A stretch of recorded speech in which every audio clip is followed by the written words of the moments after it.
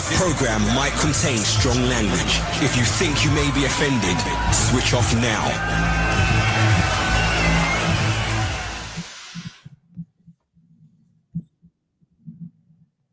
Hello, everybody. Welcome to WatchMojo's Inside Podcast series. I'm your host, Rob.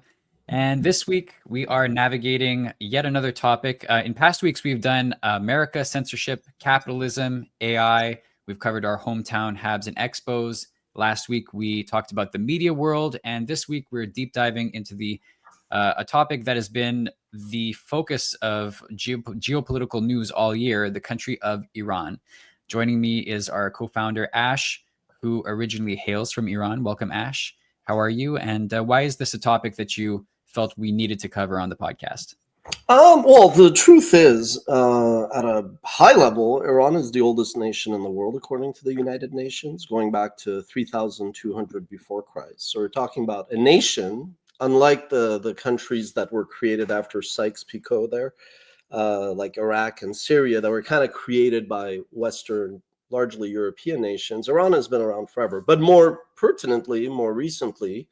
So obviously this year, Iran and the US were discussing like the nuclear impasse. And obviously there was a kinetic conflict with Israel that lasted like a dozen days.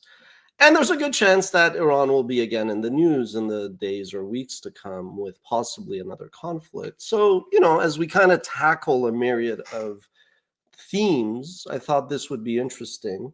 And the reality is, after we did the first 20 episodes on YouTube and WatchMojo, I actually came up with like 20 possible episodes on Iran. But we're like, let's not do that. Let's do one show, try to kind of go through the history, talk a little bit about Iran's history, how it finds itself in this predicament, and then we'll see how it goes. Yeah, very influential country that has gone through a very rough period in recent memory. How does a nation that essentially gave birth to human rights have become known as a theocratic state and is accused of, being the source of state-sponsored terrorism and other things? It's kind of have had a bad reputation over the It has, yes. So when I talk about insecurities, when you're a young kid who grows up in Canada and like everything with Iran is either the U.S. embassy hostage taking, or like movies like Not Without My Daughter. It's an interesting perspective. So let's talk about that. We'll try to kind of cover that in the next 40 minutes or so. But you got to start with Iran's history. So when you hear cradle of civilization, you're thinking of modern day Iraq, right? So before, like a couple thousand years before Christ, you had like the Babylonian Empire and all this.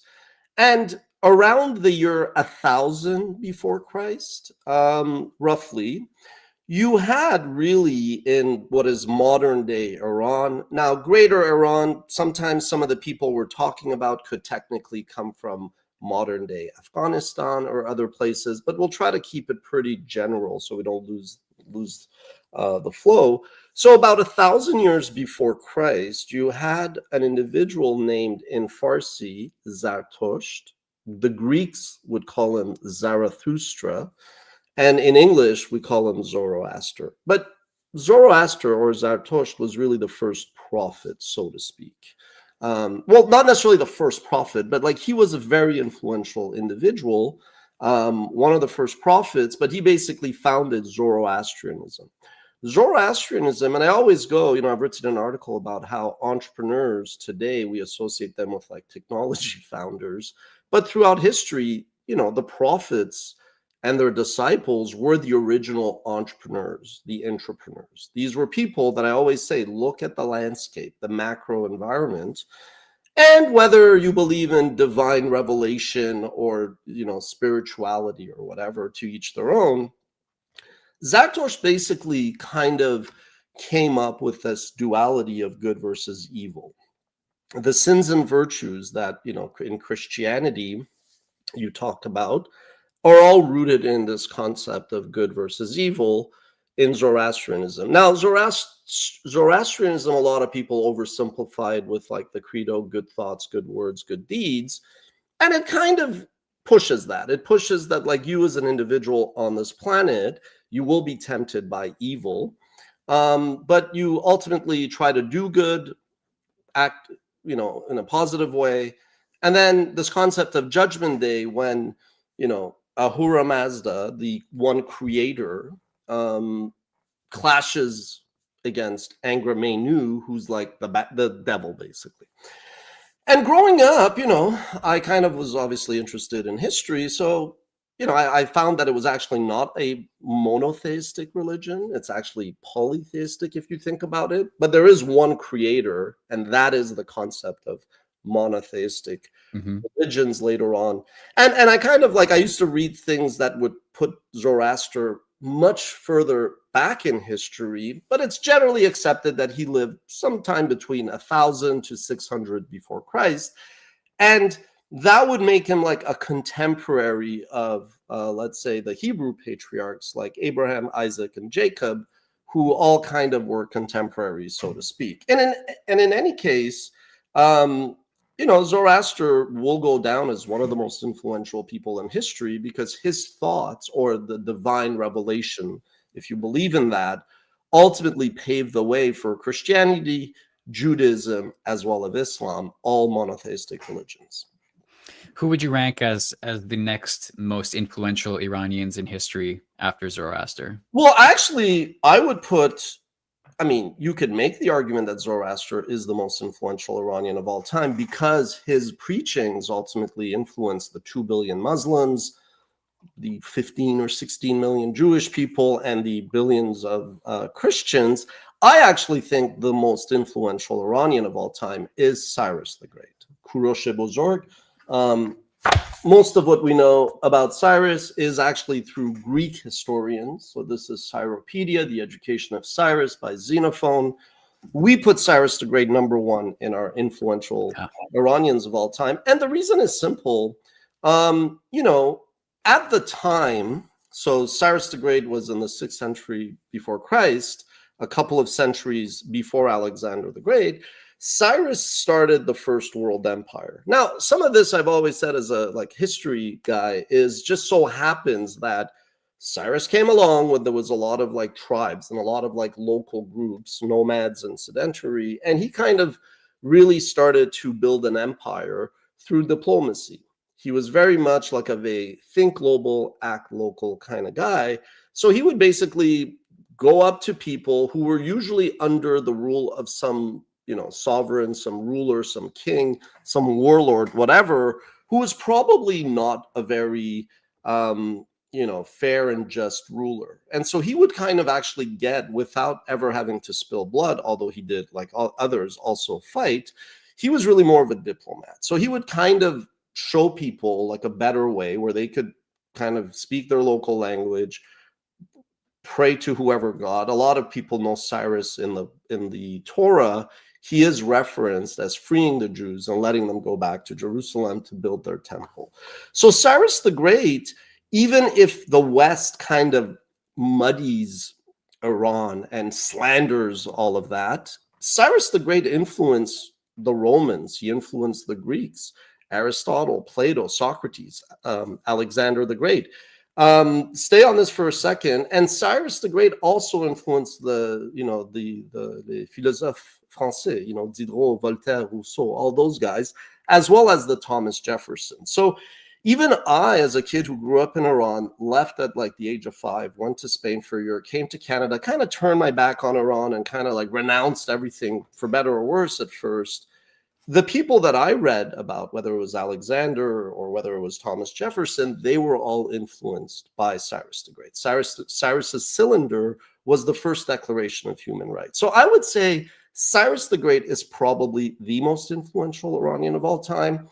And, when we talk about the prophets being the first entrepreneurs, so to speak, the kings and commanders were then the next wave.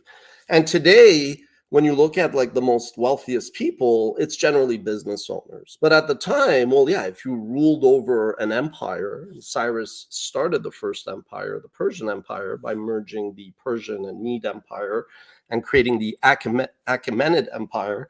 they were the wealthiest of all time. And the interesting thing about Iran is not just that it was like next to the original cradle of civilization, but just geographically, yes, we think of North America as the center of the world, but Iran was pretty much the center of the world because it kind of connected like Europe with Far East Asia, right? It connected Africa to Russia, so to speak.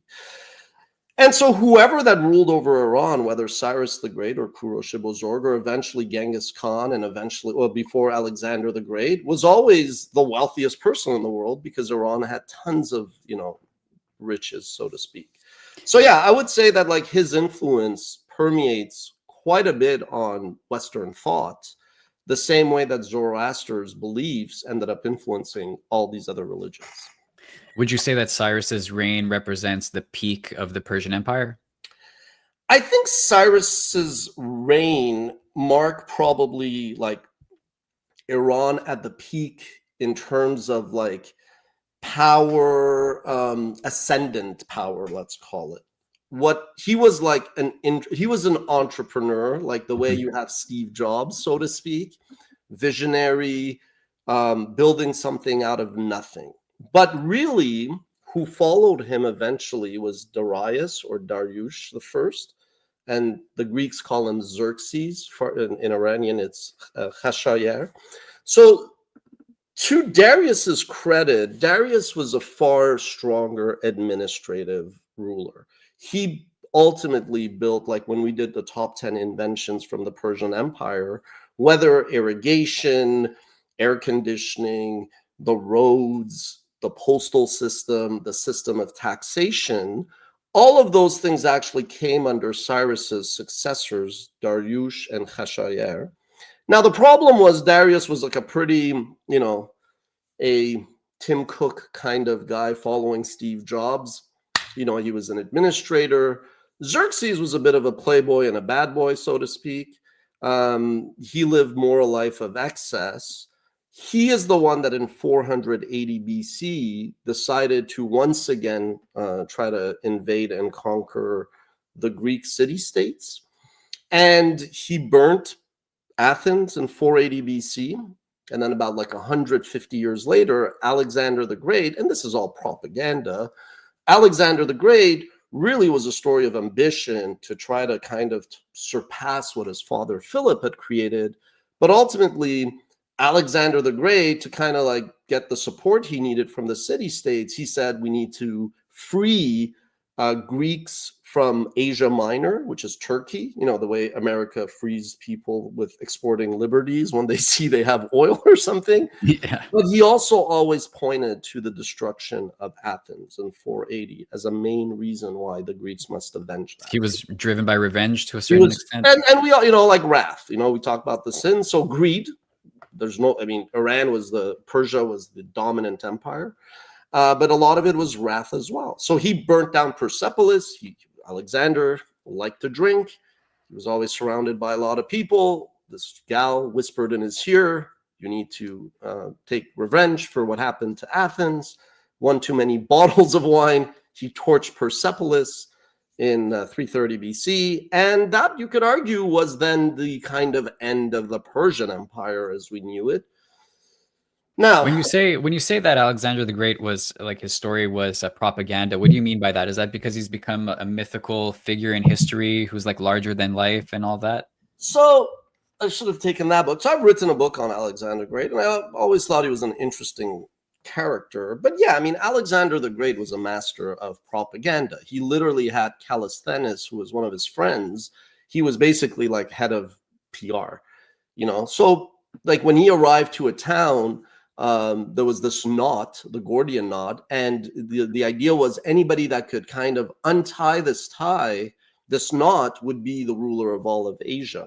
They meant with your hands, but when he couldn't do it with his hand, he took a sword and cut it, and that night it rained. And he said the rain is justification and validation of the Greek gods that I untied this knot. So, with all due respect, if you're religious, propaganda has existed in everything and anything, whether you're talking today, whether you're talking Trump or Biden, whether you're talking Carney or Trump, it doesn't matter what side you're on. And Iran actually faces a lot of propaganda, negative, positive, critical, whatever, depending, I guess, on your bias. But yeah, I mean, Alexander the Great, he kind of was ambitious, and he kind of like spun a tale that would get the people to just nod along and go along with his 12-year, kind of journey to conquer the known world at the time. All right. So Alexander conquers the Persian Empire. Would you say that that represents a low point or the lowest point in Iran's history? Where do you? It was definitely a low point, because Persepolis, which was like the symbolic capital of the Persian Empire, like the ceremonial capital, it actually wasn't the lowest point. The reality is, after Alexander was no Cyrus, he was no Darius. He was really a bad administrator. He actually did not want to govern. He just wanted to fight. So when Alexander died and the Seleucid Empire, kind of the Greeks took over, that empire actually disintegrated. So Iran then had the Romans, then subsequently in the 7th century, the Arabs, who by now had been conquered by, we talk about colonialism and all that, but I mean, Muhammad started off in the Arabian Peninsula, and then him and his followers conquered all of northern Africa. You got Coptics in Egypt, who now were Muslims, so to speak. But so he also then came to modern day, or well, not him, his people came to modern day Iran. They obviously converted everybody. But the difference is, whereas, the Muslims who converted, say, the Coptics in Egypt, forced Arabs, and the locals ultimately stopped resisting, in Iran, because it had this rich culture and, poetry and arts and all that, it actually preserved its culture by preserving its language. But then after the Arabs invaded in like the 7th century, later on you also had like the Turks, then later on you had the Russians. Geographically, the USSR, and before that the Russian Empire, is just on top of Iran. During World War I and World War II, Iran was kind of trying to stay neutral, but it had a lot of pressure from the allies, the UK initially, the US, versus the Russians, that all wanted the supply from the Persian Gulf, the Indian Ocean, the Atlantic Ocean, like to be able to reach, their supply lines and to keep their soldiers kind of fed and armed. So Iran kind of became, ironically, paradoxically, even though it was one of the first empires, kind of became everybody else's, punching bag, so to speak. And I think if you really want to answer your question of how does this first empire, this country that invented, human rights, how do you reconcile that today with it being allegedly not false, like a state sponsor of terrorism and doing all this bad things like killing its own people, according to the UN, more so than any other country? I think a lot of it has to do with Iran's history of being, subjected to foreign influence, which again, it explains a lot of the trauma and frankly, the precarious situation that the country has basically been in for a century. Yeah, and it extends to like way out into many regions of the Middle East. So like, how does that play into it? It's not just the localized conflict. It kind of like that area of the world in general seems to be a hotbed of conflict. And did it all generate from the early days of Iran, or how did all the rest of it start? No, I mean, look, I think it's a bit. I know it's a big and complicated question, but there's parts of it that are right. So let's kind of break it down. Absolutely, there's always a regression to the mean. So the fact that Iran during the Persian Empire, but even after, still had influence on neighboring people, yes, there is a bit of like payback and a regression to the mean, where then somebody wants to give you a taste of your own medicine. That is one of it. Where I think your question or parallel doesn't necessarily isn't right, so to speak, is because Iran is a country that goes back to 3,200 before Christ. It's actually a mosaic of people and ethnicities. You have Persians, which account for about 60%. You have Azeris, which are kind of like the Turks in Iran, to simplify it. They represent like 10%. And then you got the Kurds and the Lors and the Baluchis, which are closer to Pakistan and all. But so these folks, whereas their ethnicity is all different, even if there are dialects, they've always been bound by that Iranian nationhood and heritage.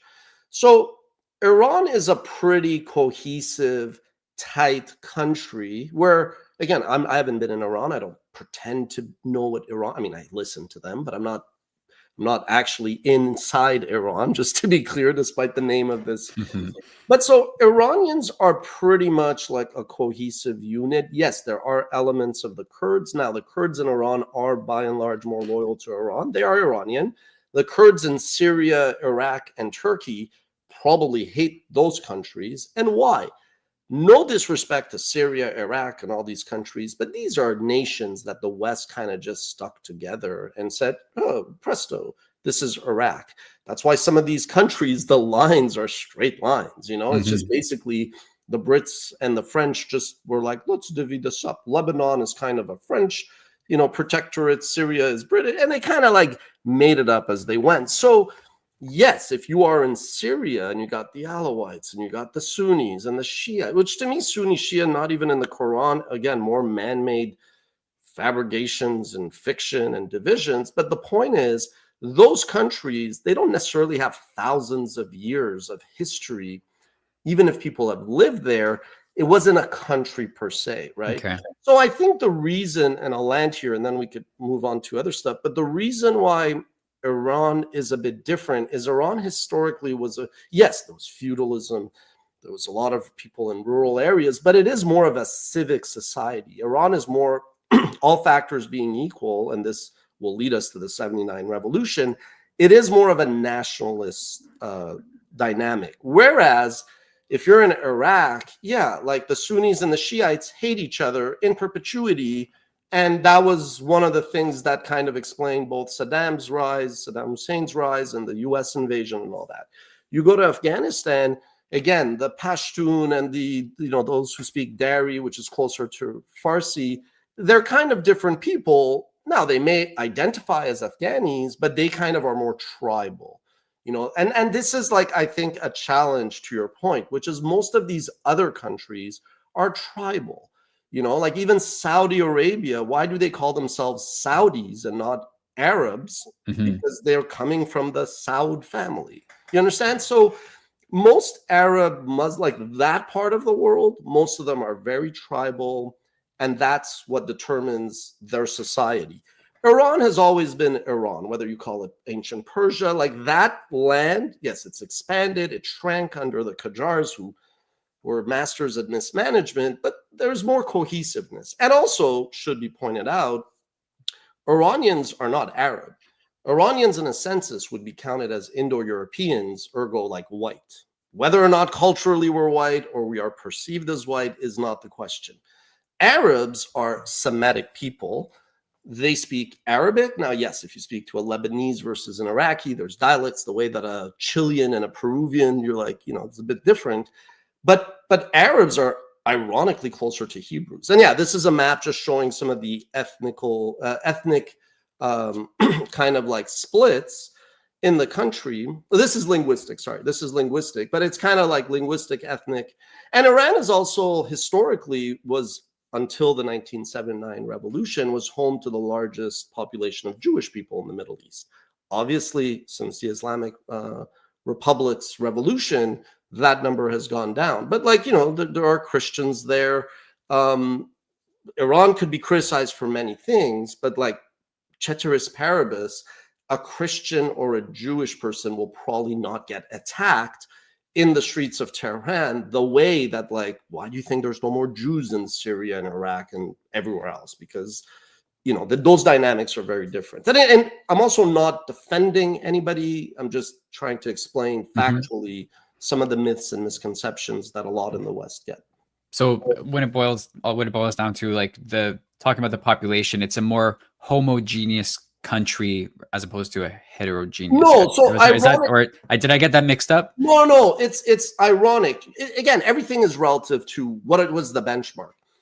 Iran is very homogeneous compared to some of the Arab countries where they want to kill each other. Like a Sunni and a Shia in Baghdad hate each other. In Iran, if we're sitting there drinking tea, having kubide, I will not be like, are you Azeri? Are you Kurd? We're all Iranians in that sense. But Iran, outside of, forget comparing yourself to Iraq or Turkey, inside of Iran, it's pretty heterogeneous in that you have all these ethnicities and all that. So it depends what's the benchmark. Okay. We have a comment saying hello from Iran. So hello. I'm happy to have you here. Thanks for joining us. God bless VPNs, I guess. So Ash, you always reference humanities when analyzing topics. How do you psychologically, or how does psychology and sociology come into play when analyzing Iran? Sure. So I personally have written about the concept of tarof. Now, tarof is not just an extreme form of etiquette where you're way too polite, where you're always opening the door, giving people the last kind of bite of food and you go not eat. With regards to Iran's history, as I started to go down, I started to understand how Iran, like there was an LA Times Iranian writer who explained tarof and the concept of negotiations as giving up the upper hand. So I do absolutely think that Iranians' extreme politeness, extreme etiquette, but also the way that we speak, which is like a nightmare to lawyers, we concede points to be like open, to be warm, that in negotiations harm you. So when I hear, and I'm not a fan of the Islamic Republic, but when I hear the Islamic Republic's like representatives talking to the US or the EU about nuclear negotiations, and when there is a breakdown in communications, it is abundantly clear to me how tarof and the way that Iranians are can just be weird to like an American negotiator, where you concede nothing, you reserve all rights. So that history definitely comes into play when it comes to Iran's, I don't want to say obsession, but hope that the new Khariji, the new foreigner, will be nicer to us than the previous foreigner who was an occupier. If you go through Iran's history, and the Greeks came, those damn Yunanis, let's say, the Greeks came, I'm pretty sure that some in Iran were like, the Romans are better. The Arabs came thinking they will be better than the Europeans. False. The Turks, the Russians. Iran had a lot of influence under like Churchill. Churchill, before he was the prime minister, he was an executive at the British oil company. Right. So I guarantee you that there were people in Iran that looked at the US as like a better foreign force than the Brits. Today, this is shocking to many people, but there's a lot of Iranians who are critical of the regime who love Israel, who love Benjamin Netanyahu, despite the fact that a lot of the world view Netanyahu as this like genocidal war criminal. You know, and I've always said Bibi is the leader of Israel and the Jewish people, so it doesn't matter what like a Frenchie thinks of Bibi. I think people lose sight of that. But when you see Iranians like with their Israeli flags and, you know, pushing Bibi to take out the regime, it doesn't like jive with like a normal, but in Iran is not normal, or the Islamic Republic is not normal, because it's basically dropped all nationalist identity for the ummat, like for the ummah, for like the pan-religious kind of identity, right? So I think that's how the tarof, the sociology aspect comes. The other part is, I think, Iranians' biggest obstacle to freedom, liberty, is Iranians themselves. You know, we have this term ogde. Now, I used to think ogde was more pride, but it's more psychological complex, which are manifested through the sins, which could be pride, but it's also a lot of envy. Iranians spend, all people, but Iranians spend an inordinate amount of time over hasudi and fuzuliye, usually around financial, meaning beyond curiosity, like nosiness, but also jealousy. So to go through history, Iran has had 2,500 years until 1979 of monarchic rule. And I'm an entrepreneur. I don't like hereditary based transition systems. Like that to me is garbage in general, like in business and in life. But Iran started at a time when most of the rulers were kings. Most of the governments were monarchies, effectively, right? And so that carried on, and Iran has had dynasties that last longer than the average age of empires, which is 250 years old. So you had in like the mid thousands, around 1500, 1600, the Safavids. They are the ones that, to actually build Iranian cohesive identity vis-a-vis the pesky Arabs, so to speak, the Safavids were like, they introduced Shiaism. So they're Sunnis. Most of the Muslims in the world are Sunni. Shia is a smaller portion, and Iran is predominantly Shia. And so that was, again, I mean, I don't want to say anything religious wise, but I mean, that was, again, almost like spinning and creating a narrative for identity. So after the Safavids, you had a lot of others, but then you also had the Qajars. So the Qajars are, Sarah Shahi, the actress, by the way, is an heir of the Qajars, just FYI. Big fan of her. But anyway, the point I'm getting at is the Qajars are seen as like horrible leaders of Iran who kind of gave up a lot of territory to the Turks, the Ottoman Empire, to Russia. They kind of mismanaged the country. So the country was in such dire straits that eventually there was a military person who was part of the Cossacks named Reza Shah. He was, well, his name is different, but he kind of named himself Reza Shah Pahlavi, which was a dialect of Farsi that kind of, he was actually Mazandari. He was actually from the north of Iran, and the Qajars were like Turkish. So again, like Iran's always been this mosaic of people. But so he wanted to build up like this more of a nationalist movement, and he ended up kind of like ending feudalism, secularizing the country. The religious class in Iran were always there, but Iran is not like the Arab countries that are more maniacally religious. And like, you know, he modernized, he built like train systems and all that. So he really did a lot to accelerate the development of Iran. But because Iran had both ties to the British through the oil deal, you had the rise of the US, but you also had Reza Shah that basically started to develop a rapport with Germany, which until World War I, I've alluded to this, like in the second half of the 19th century, the Germans had the scientists and the doctors. They were like starting to, I would say, reach the British Empire and lap the British Empire. And they were going to be the dominant empire until the US took over. And also because Hitler distracted Germany with the final solution, which is usually when you go ballistic and maniacal, well, you destroy your country, right? It's kind of like, it's a self-fulfilling prophecy. But because Reza Shah started to develop stronger and stronger ties with Germany, and by now Germany was Nazi, yes, then the English, along with the Americans, told Reza Shah, you have to step down, like we will pull support from you. But if you want the Pahlavi dynasty, i.e. your son, to continue, then fine, like we'll support him, but you have to step down. So whereas Reza Shah was born a leader, he clearly, like there was no royal, and again, people may be offended, this is just fact, like, there was no royal DNA or blood. The king was somebody that just had big balls, Gadan Kolof, like a thick neck that was like, I want the power. Like, it's not that complicated, right?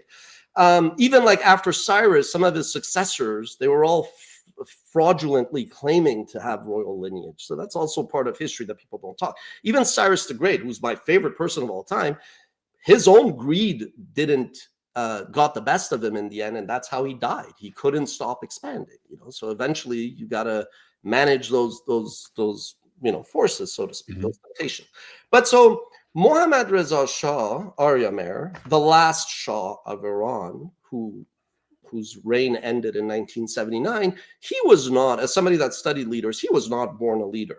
Like many sons of successful people, He was a bit more shy, he was a bit more reserved, but he certainly grew into a leader. And then he, from the 40s to 1979, really accelerated the growth of Iran. He really modernized it.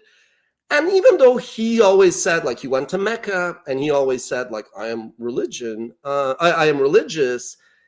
clearly the clerics were being sidelined. Like, they lost a lot of land, and always there's economic determinism. We talked about this when we talk about capitalism. Usually an economic thing.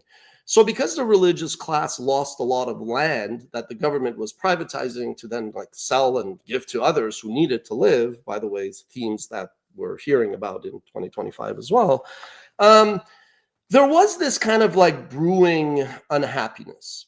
Like when you put your chai on the fire and the kettle boils, when that water just spills everywhere, it gets messy. So Mohammad Reza Shah, Arya Mehr's downfall was he always looked at the Marxists, the socialists, as the danger.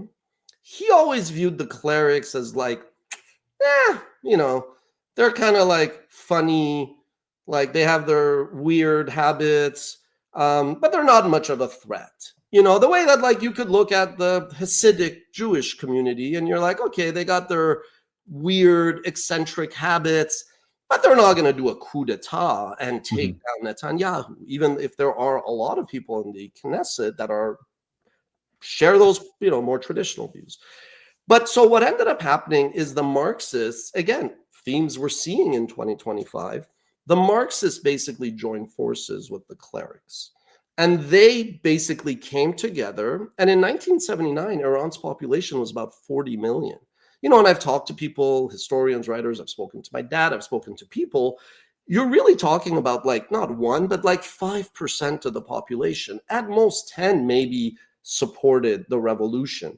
But the difference was they came out. The students came out. These things usually start in universities. Whereas those that were pro-monarchy, pro-Shah, pro-status quo, they kind of stayed at home. They didn't take to the streets. And the Shah, to his credit, he could be criticized for many things. Iran was a constitutional monarchy going back to 1906, even with the Qajars. The government, the Majlis, proposed pushed the constitutional monarchy to limit the power of the Qajars. And in theory, the Pahlavis ran a constitutional monarchy, but even the most hardcore monarchists will say that there were elements of a royal dictatorship because Iran was not Sweden. Iran in the 50s and 60s, you needed a bit of a tough guy.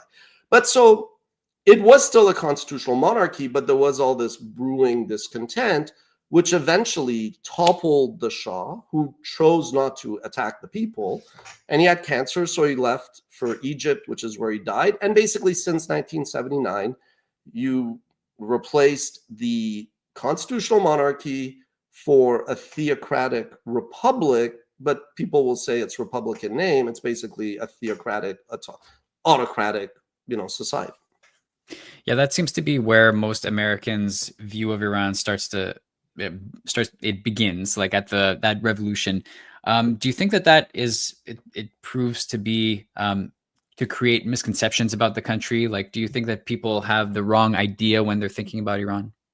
I think, look, I love America and I love Americans. There's a lot of intelligent people in America, but America is a place where people want to be entertained. They're not looking for history lessons and whatnot. So I think in general, when you have any outside country, the locals don't care, especially in America, where it's a very ethnocentric society with, like, in their eyes, reason. They built the greatest empire, the Americans, right? So pop culture, it's all Americans. Why would Americans care about Senegal or Iran at the end of the day, right? Like, I look at it from an American lens. I get it. But yes, one reason why I personally kind of turned my back when I was a kid, I was like, you could have beef against America for 1953 Operation Ajax that, America and the UK kind of got involved. There was a member of the parliament, Mohammed Mossadegh, who was Times Person of the Year. And a lot of like the misconceptions are like, oh, he was democratically elected. Well, it wasn't really democratically elected because you had a constitutional monarchy and he was like a minister. And when he kind of, by the way, was a descendant of the Qajars, when he tried to nationalize the oil industry, obviously the Brits are like, screw that. Like, I understand both perspectives, not saying they're both right. And so the British, along with the US, kind of toppled, put Mossadegh aside to bolster Mohammad Reza Shah. And those were seeds of discontent. And you can argue a lot of other things where I said Mohammad Reza Shah had grown into a leader throughout his tenure. So he was running the fifth largest army in the world, and he had a ton of leverage during the OPEC crisis of the 70s with the price of oil.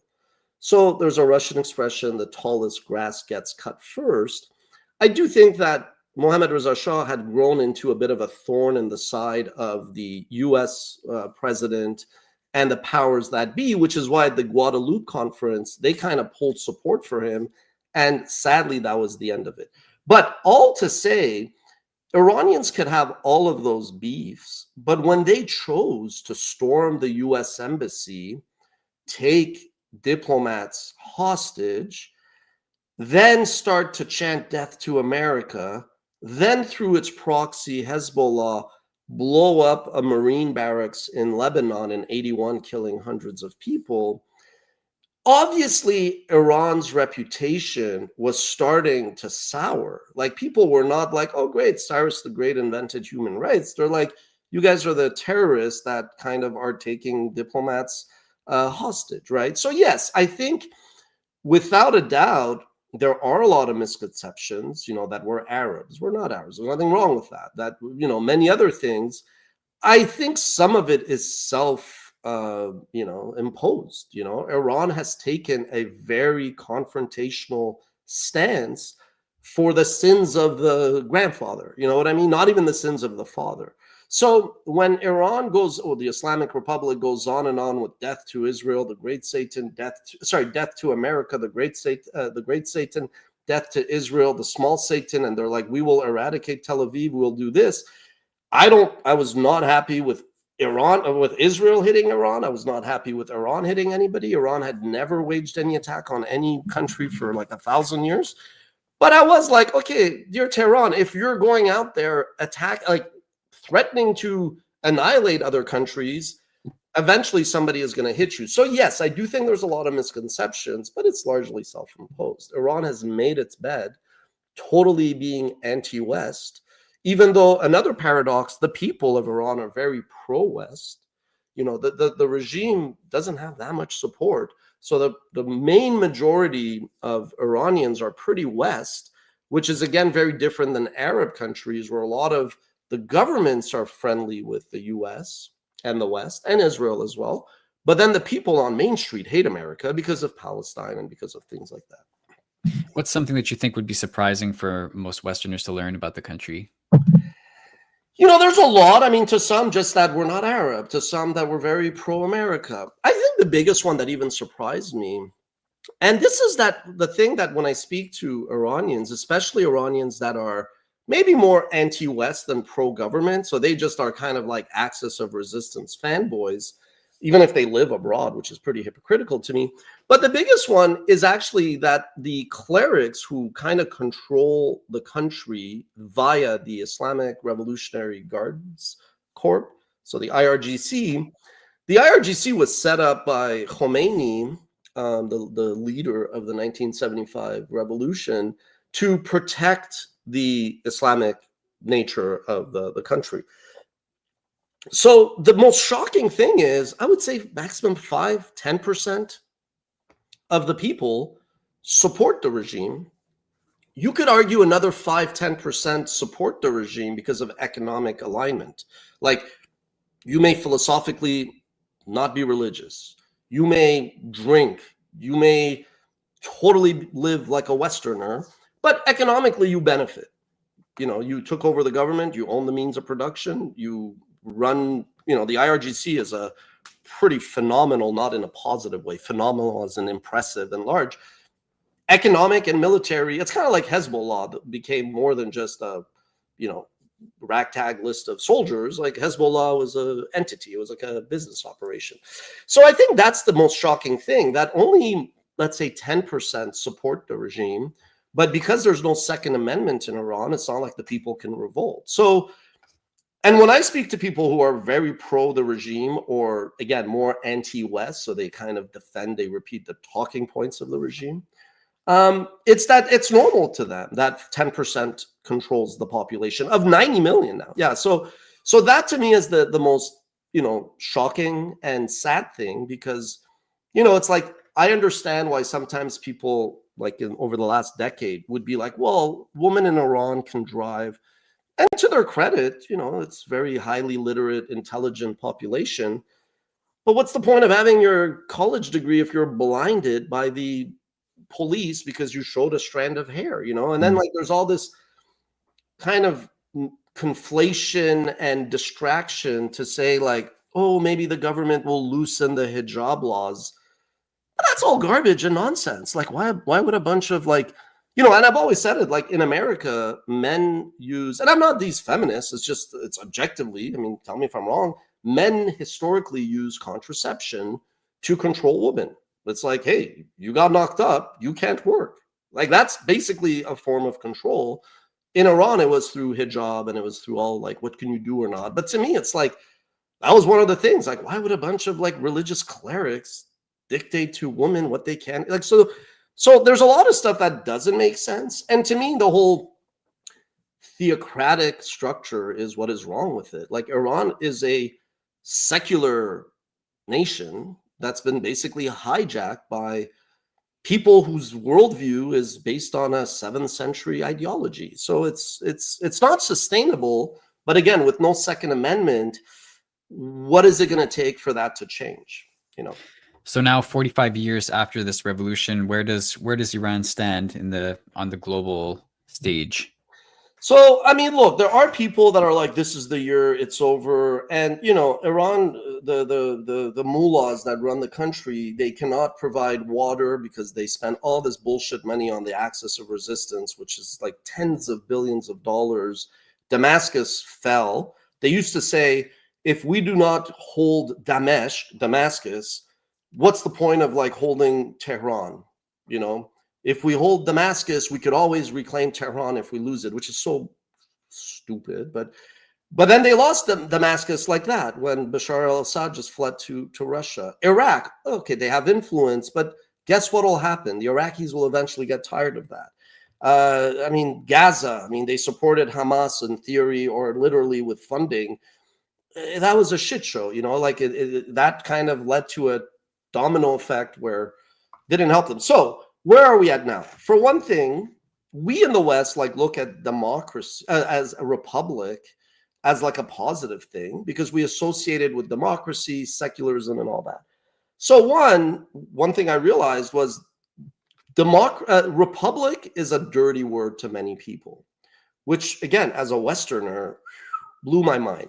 So Iran has never really had like a republic that's democratic and secular the way we take for granted living in the West, right? And frankly, even Canada is a constitutional monarchy, although who gives a what about King Charles? It's not a fair comparison. So that's one. Two, another shocking thing. In 2025, if you started a country, you probably would not think of monarchy as like the default form. But there is a lot of people that are drawn again to a monarchy because they associate Iran, forget the Qajar shitty era, but they associate the golden era of Iran with monarchy. So that's a second thing that to me, approaching it, I was a bit shocked. Three, the generation in 1979 that either supported the mullahs, the Marxists, the revolution, or did not stand up for the Shah, or who were critical of the Shah for tactics or their kids or their kids' kids now are actually kind of starting to develop a bit of nostalgia and goodwill around the Pahlavis. And the Shah, when he was deposed, his son was studying as a pilot in America. and he's actually never returned. He's like 60 now, or 62, 63. There is interest by some for him to come back. And again, people are going to lose it. He's a good choice by default, not just because of his traits, but also because of what he's not. You know, like he doesn't come across like a megalomaniac who is like looking to come back, seize power. He's, even when he was on Patrick Bet-David's podcast, he was like, I live in America. I don't even want to sit in a room with a bunch of pashmalu, you know, bearded mullahs to determine the price of oil. Like, that's not that. As a figurehead, as somebody that could unite enough people, he's as good as anybody else, and then some, because of all the factors that the Republic is a dirty word. Like, he's not going to come back to be prime minister, you know, if he comes back. But now, of course, the mullahs would never give up power voluntarily, because it is all about money. It is all about power. And so the mullahs, though, get the credit for what popularized monarchy. Like their mismanagement of resources, where Iranians can't, you know, inflation is off the chart. There's no currency that's been devalued as much as the real. That the credit goes to the mullahs, right? It's not like it's a theocracy. The supreme leader decides everything because of their velayat faqih, which is like there's one person that God basically appoints. I mean, that's such nonsense. But even if you're religious, I don't understand. But so the point is, it's kind of like a regime that is running on fumes, can't supply electricity, can't supply water. You got the Persian Gulf, you got the Caspian, you got rivers, but they can't mismanage everything. Way too much money supporting bullshit causes that go nowhere. So what will lead to change, I used to say, demographics and technology. It's not like North Korea. Young kids see what the world has. So they're like, well, why don't we have this? But the government, I do see, play this kabuki theater, and this is like the reform angle, where they're like, oh, you know, we're going to loosen some restrictions. Even if you want to drink, okay, we're not going to come and beat your kneecaps and bust your head like we've killed. You know, Iran kills more of its own people than any other government in the world. Like, that takes, you know, I mean, what is that? I mean, could you not be like, could you not signal that you're more of a treasonous anti-Iranian regime? Anyway, and because they admit it, they care more about the Arabic Ummah and the Muslims, so they're basically mortgaging Iran. So what I think will happen, though, is eventually demographics and technology will lead to change. Now, I'm not saying that's reform. You know, most of the people want outright barandazi, like just the toppling of the regime. And a lot of it will be determined by what happens when the supreme leader, Ali Khamenei, who replaced Khomeini, close last names, but unrelated, when he passes away. I mean, another paradox and hypocrisy of this regime is they hated a monarchy, but the heir apparent to the supreme leader is his son. So what is, I call that a monarchy. It's just, there's no difference, right? But so I think what will happen is, and I wrote about this, there's an article I wrote, like a Monte Carlo simulation, where I actually go through play by play, saying the most likely is the IRGC will want to fill the void by seizing power. And I could see the IRGC telling, for example, the son of Khomeini, like Hassan, or the grandson, the son, I think. Anyway, sorry about that. I could see them being like, well, we're going to put our weight, they have the military, behind somebody else so that we could be a bit more secular. Our power goes up at the expense of the mullahs. But I can also see the mullahs finding a way to just keep power at any cost. But ultimately, if you just understand sociology, you do understand that this is not a sustainable situation. You cannot have 10% of the population keep 90 million people down in perpetuity, right? And I don't think that it's outside intervention. The US has moved on. Wesley Clark used to include Iran in those 7 countries they wanted to regime change. And, you know, Israel could throw all the bombs that they want. I think, if anything, that also backfires, because there are those who are kind of more neutral that don't want any foreign involvement.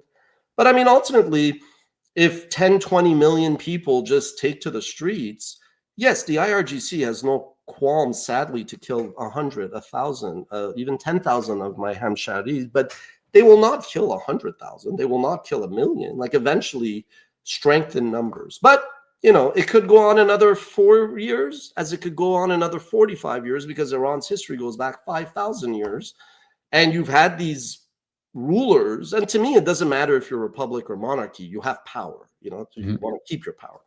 And these have gone on for hundreds of years, right? So we'll see. But it is not a legitimate representative regime. We'll just leave it at that. It's a regime that came through force and that has kept its power through force. And those are generally not sustainable in history. We got a question asking, are you from Iran? Do you want to take a minute to just go through your own quick personal history? Yeah. So sure, I was born in Iran in 1978, and then 6 months later there was the revolution, and then like the year later, Saddam the bastard Hussein invaded Iran. And then I moved to Madrid for a year, and then we came to Canada, and I've been here, and I've always studied Iran from like the my nature being Iranian, but my nurture being Western. So I've kind of always seen both sides of it, and obviously my red line is stop killing Iranians. Like I personally, growing up, thought more Iranians were like religious and more Iranians supported the regime. Once you start looking at various sources of data, speaking to more and more people, you realize it's really not the case. So that's kind of my purview. Cool. And we have actually launched a channel under the WatchMojo network called Persia Mojo. Would you like to talk about that a little bit? Yeah, so like 10 years ago, when we kind of decided to go international, just because YouTube was so international, we had WatchMojo in Farsi, which I admit didn't make sense. We would take our videos and like as we did with all the channels, we would localize them. But Farsi sobat mikonam, but I don't read or write. So I personally was not the like editorial lead to develop Persian language programming. And we kind of just eventually shelved it. But what I noticed was because of geopolitical, because of Iran's rich history, I did get a sense that there will be more and more interest in all things Iran. So what we did now is we brought back Persia Mojo, and I'm well aware that it should have been Iran Mojo, but that handle was taken. So it's still Persia representing the culture, the history and all. We recognize the various ethnicities. But what we decided to do was actually do more English language content on themes that are general enough. Those we put it on WatchMojo and Miss Mojo, but there are some topics that will be a bit more niche or niche, and those we're going to put on Persia Mojo. So for the time being, it's English language content on all things Iran. Excellent. Cool. Looking forward to seeing how that shapes up. Cool. Thanks as always, Ash. It's been a great episode. We don't know yet what we're going to be talking about next week. It's always kind of a surprise, but if you have ideas for us, leave them in the comments and we'll take that into consideration. And enjoy the rest of your week. Cheers. Thanks a lot. Durud.